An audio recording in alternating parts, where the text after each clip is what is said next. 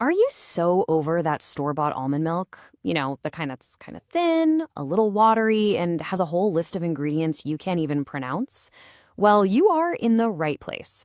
Today, we're going to walk through 5 super simple steps to make the freshest, creamiest almond milk you've ever had right in your own kitchen. It's way easier than you think, and trust me, the difference in taste is just wow. Okay, so let's get right into it. Why even bother making it yourself? Well, take a look. On one side, you've got the typical store-bought stuff. Often it's mostly water, it's loaded up with sugars and weird thickeners, and it creates a ton of waste. But on the other side, that's what we're talking about. A deep, rich, nutty flavor made with pure ingredients where you are in complete control. And beyond just the taste, the nutritional benefits are huge. When you make it at home, you get a much higher concentration of actual almonds. That means more of those awesome heart-healthy fats and vitamins. Plus, you get to completely skip all the unnecessary additives, like carrageenan, which is a common thickener that a lot of people actually find hard to digest. It's all about getting the good stuff with zero fluff. All right, so what do you need to get started? Let's talk toolkit. And honestly, the best part about this whole thing is just how simple it is. You don't need any crazy professional-grade kitchen gear. We're talking about basic items that you probably already have sitting in your kitchen right now. That's what makes this so incredibly accessible. And get this, to make the purest, most basic almond milk, you really only need 2 core ingredients. That is it, just 2. Everything else is totally optional, just for fun and for flavor. It's that simplicity that makes going homemade so worth it. So here they are. The absolute key is to start with high-quality basics. You're going to want 1 cup of raw, unroasted almonds. Using them raw is really the secret to getting that super creamy texture and keeping all the nutrients intact. Pair that with about 4 cups of filtered water for the cleanest possible taste. Everything else on this list, the salt, the vanilla, a couple of dates, is completely up to you for customizing the flavor down the line. And for the equipment, again, just a few essentials. A high-speed blender is definitely your best friend here. It's what's going to pulverize those almonds and make your milk unbelievably creamy. Then you just need a nut milk bag, or hey, even cheesecloth works in a pinch. A big bowl to catch all that delicious milk, and a glass jar for storing it. Simple as that.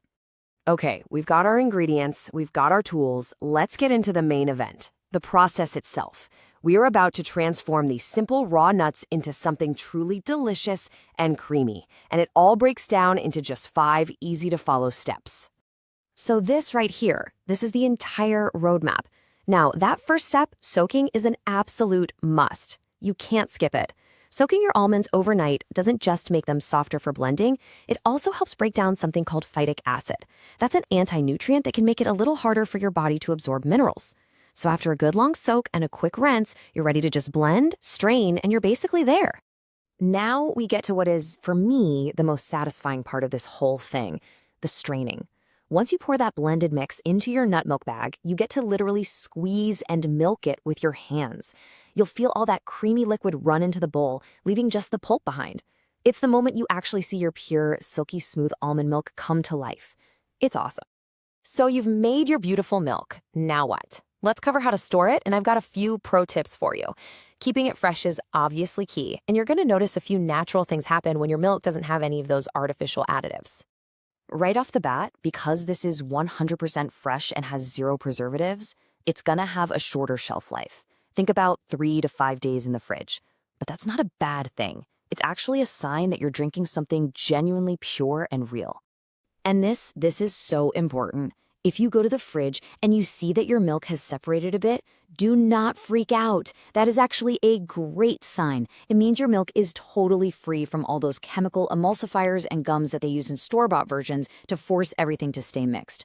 All you have to do is give it a good shake before you pour. All right, now for one of my absolute favorite parts. Making your own almond milk isn't just about the milk. The whole process unlocks so many other possibilities. The creativity doesn't stop once you've strained it, because guess what? You've just created another incredible, totally usable ingredient. Okay, whatever you do, please do not throw that leftover almond pulp away. It is packed with fiber and so much flavor. You can spread it out on a baking sheet and pop it in a low-temp oven to make your own gluten-free almond flour. Or even easier, just toss it straight into muffin batters, smoothies, or mix it into some energy balls. It is a fantastic zero-waste bonus. So now you've got this fresh, homemade almond milk, and it's basically the perfect blank canvas. Once you nail this base recipe, the real fun begins. Why not kick it up a notch? A little cocoa powder turns it into this rich, decadent chocolate milk. A scraped vanilla bean makes it an aromatic, creamy treat. The possibilities are honestly endless. And if you're feeling inspired and you're ready to try those amazing flavor variations for yourself, we've got you covered. For the complete step-by-step recipe plus guides for making incredible chocolate, vanilla, and other naturally sweetened versions, just click the link down in the description below. Seriously, give it a try. Your morning coffee will thank you.